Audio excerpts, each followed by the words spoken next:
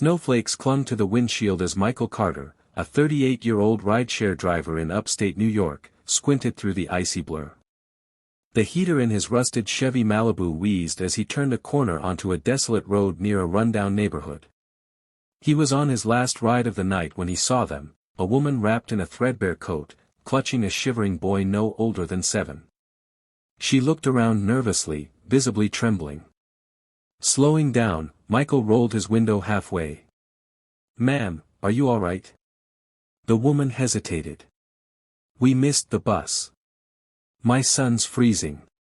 We have nowhere to go." Michael looked at the boy, blue-lipped and rubbing his bare hands. "Get in," he said, without thinking. "I'll take you somewhere warm." Inside the car, the woman introduced herself. "I'm Laura Jensen, and this is my son, Ethan."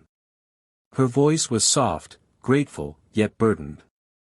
Michael learned that Laura had left an abusive partner and had been staying in shelters when she could. Tonight, they were turned away, too full. Something about her eyes, the protective grip on her son, stirred something in him. "You can come to my place. It's small, but there's heat. I wouldn't feel right leaving you two like this." Laura looked stunned. "Are you sure?" Michael nodded. "You've been through enough." Michael's apartment was modest, 1 bedroom, worn furniture, but it was clean and warm. He offered them his bed and slept on the couch. Laura stood in the kitchen, helping herself to the leftovers he insisted she take. "You didn't have to do this," she said, holding back tears. "I know," Michael said with a soft smile. "But I wanted to."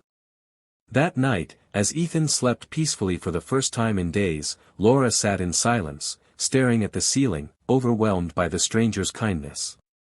The next morning, over coffee, Laura opened up. Her ex, Bradley, had been a controlling man. At first charming, then cruel. She endured it for years for Ethan's sake, until Bradley struck Ethan during an argument. That night, she ran with only what she could carry. Michael listened intently, jaw clenched. "I'm sorry you had to go through that.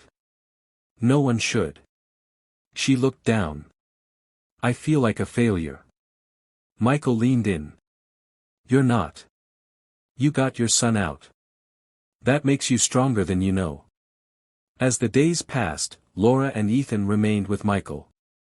She helped clean, cooked meals, and slowly smiled more often. But Michael's neighbor, Tanya, a bitter woman who hated stray people, saw them. One afternoon, she cornered Michael outside.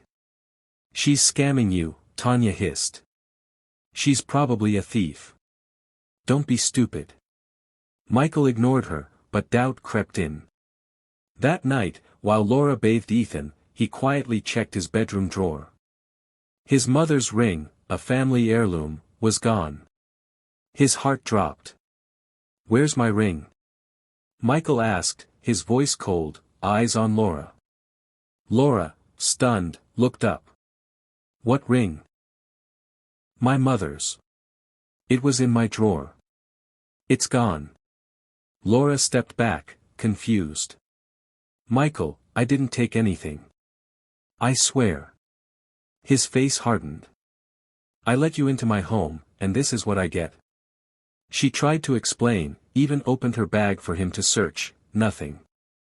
But the damage was done. Trust had shattered. "I think it's best if you find somewhere else to stay," Michael said, heart heavy. Laura and Ethan left that night with only a small bag. She found an old church shelter that took them in. Ethan clung to her. "Did we do something wrong?" "No, baby," she whispered. Sometimes people believe lies more than they trust hearts. Meanwhile, Michael sat in his apartment, conflicted and bitter. He checked the trash, the sofa cushions, everywhere again, still no ring. He didn't sleep that night. 2 days later, Tanya knocked on Michael's door, holding a small velvet box. "Found this in the hallway." "Weird, huh?" Michael's stomach sank. "You knew." She smirked. "I warned you." You shouldn't trust people like her. He took the box silently, fury boiling under the surface. She had planted the ring. To drive Laura out. Why? He asked. Because people like that never change. She'll drag you down. Michael slammed the door in her face. Ashamed, Michael drove to every shelter he could think of. When he finally found the church Laura mentioned, a volunteer told him she had left that morning after overhearing they might move shelters again.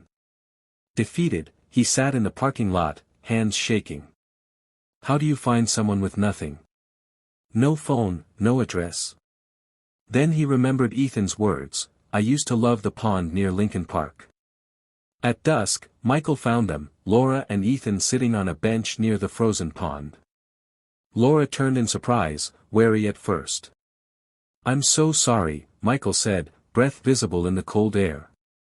Tanya planted it. I found the ring. I should have trusted you. Laura looked away, tears forming. You really hurt us. I know, he whispered.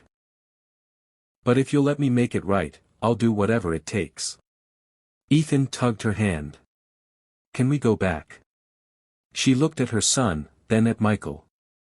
One chance. Back at the apartment, warmth slowly returned, not just in temperature, but in spirit. Michael cooked, Laura decorated a tiny Christmas tree she found in the basement, and Ethan laughed again. Michael filed a police report on Tanya for tampering and harassment. In time, trust rebuilt. Laura got a part-time job, Ethan enrolled in school nearby.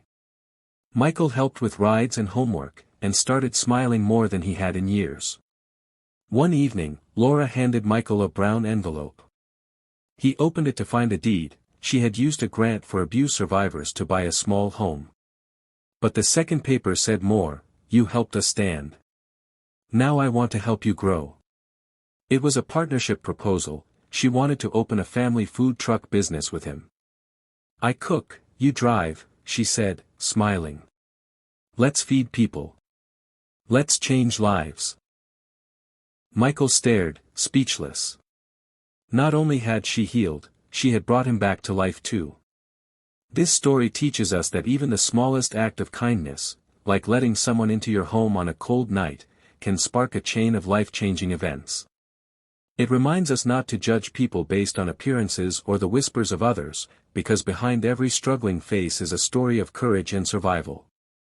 It shows that trust is fragile but powerful, and while betrayal, even if mistaken, can break hearts, honesty and humility can rebuild bridges. The story also reveals the dark side of jealousy and prejudice through the character of Tanya, warning us how one person's negativity can damage innocent lives. But in the end, love, sincerity, and second chances shine brighter than any lie. Most importantly, it teaches us that kindness has a way of returning, often when we least expect it, and sometimes, the ones we help are the very people who later help us find our own purpose.